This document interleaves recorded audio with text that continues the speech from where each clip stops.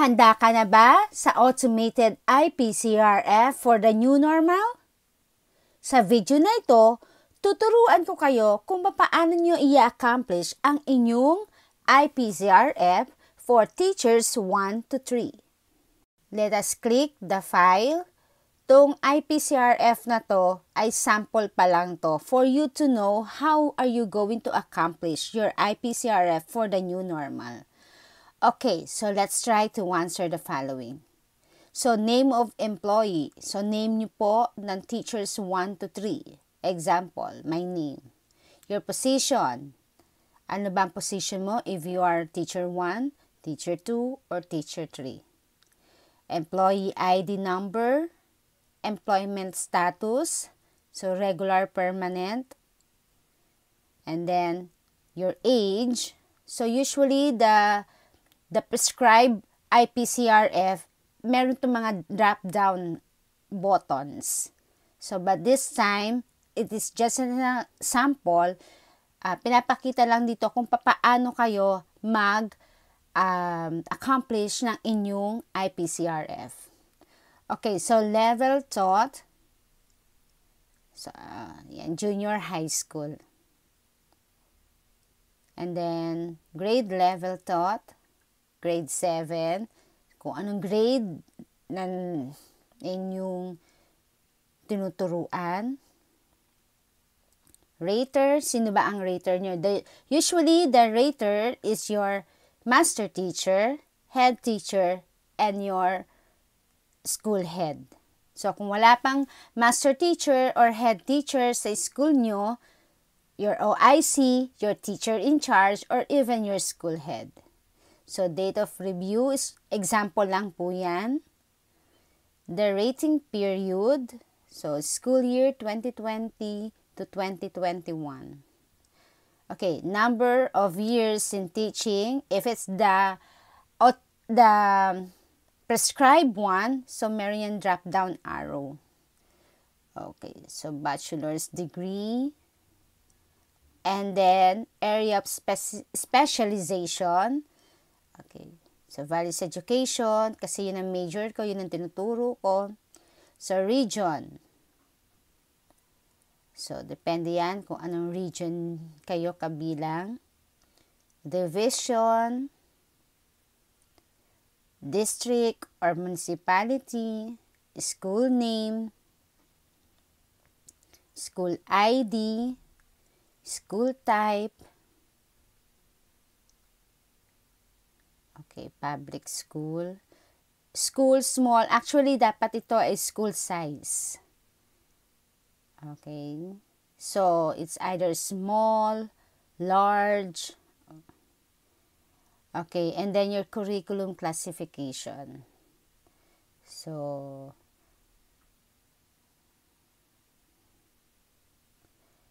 okay. So, now, as you can see here, meron tayong KR A 1, 2, 3, and 4. And then we have the COT1 and COT2. So sa COT indicator number, dito po nyo makikita ang score nyo sa inyong classroom observation na rating na binigay sa inyo nung nag-observe sa inyo. Example, 7, 6, 5. Okay, for the COT2, tingnan nyo yung inyong tool na inobserbahan kayo. Lalagay nyo lang yan dyan. Okay, now, as you can see here, meron ditong mga Ipcrf numerical ratings. Okay, so yan. Saan nyo makikita yan? Dito yan sa proficient. Okay. So, bago nyo masagutan yung kanina, dito muna kayo pupunta. So, ito yung kaninang sinagutan natin. Automated na yan. And then, for the basic education services, so we have here the outstanding, very satisfactory, satisfactory, unsatisfactory, and poor. And then the actual results. Okay, so let's tanggalin muna natin yan para hindi kayo ma-confuse. Okay, halimbawa, dito sa actual results, You got level 7 in Objective 1. It is shown in your COT. Okay, now let's move to the Objective 2. Enhance the positive use of ICT to facilitate teaching and learning process. Ano-ano ba pwede maging MOVs dyan? Any supplementary material in print, digital format made by the ratee and used in the lesson delivery that highlights the positive use of ICT to facilitate the teaching and learning process.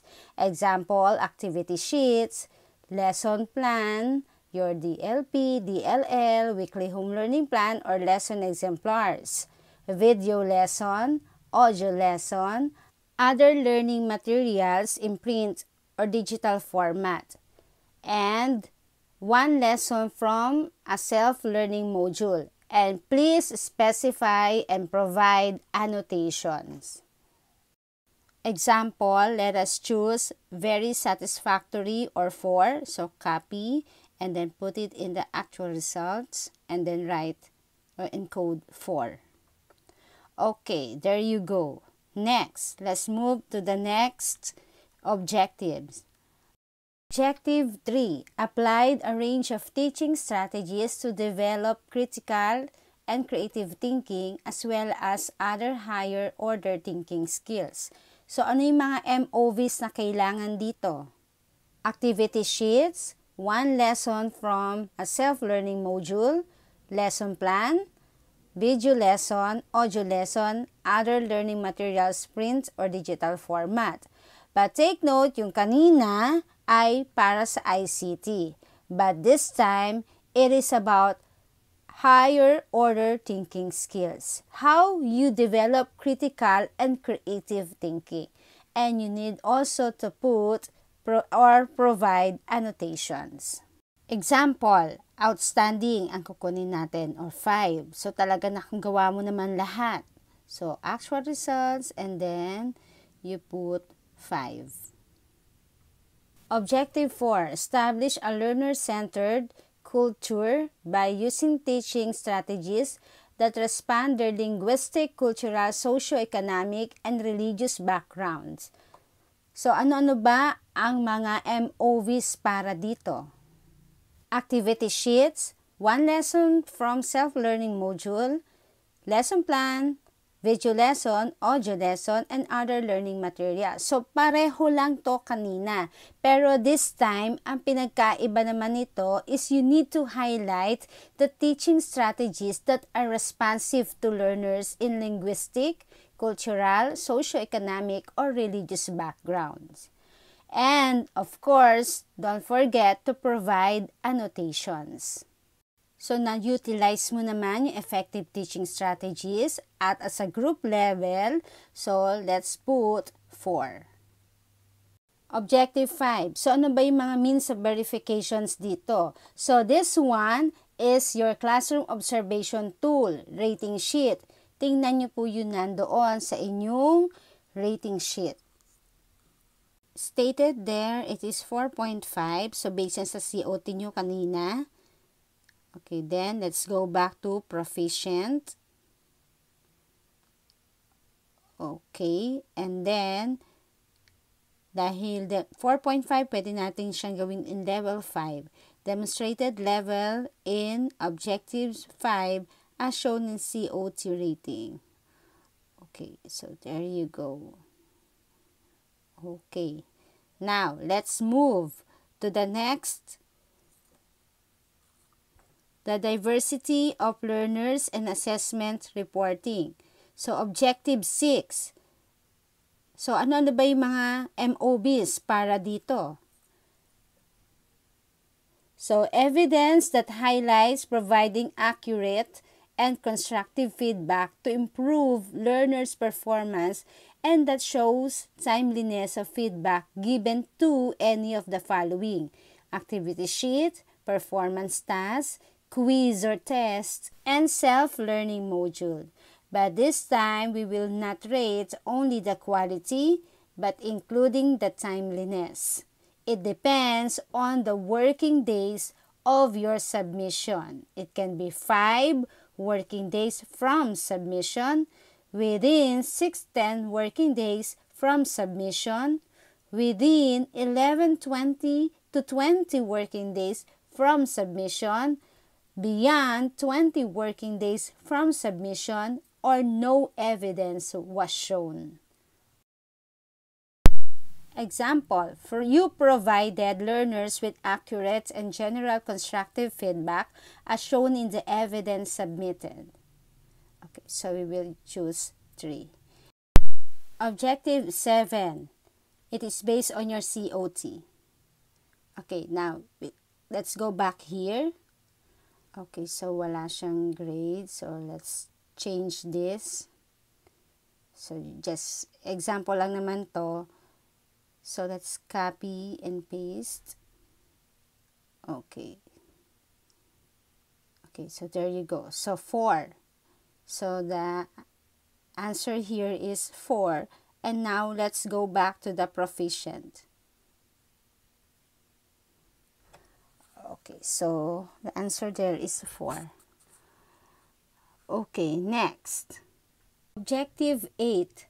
Set achievable and appropriate learning outcomes that are aligned with learning competencies.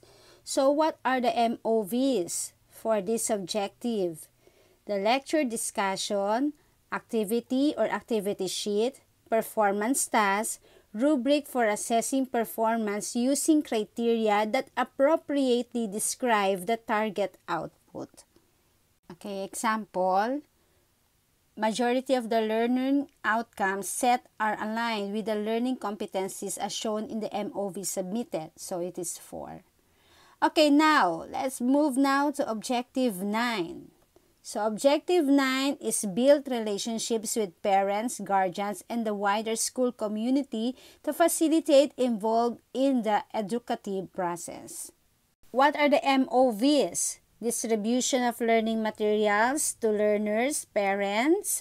So yung Brigada Eskwela, yung parent-teacher log or proof of other stakeholders meeting. Yung nagkaroon kayo ng mga parent-teacher conference. Any form of communication to parents or stakeholders. So kailangan din po yan.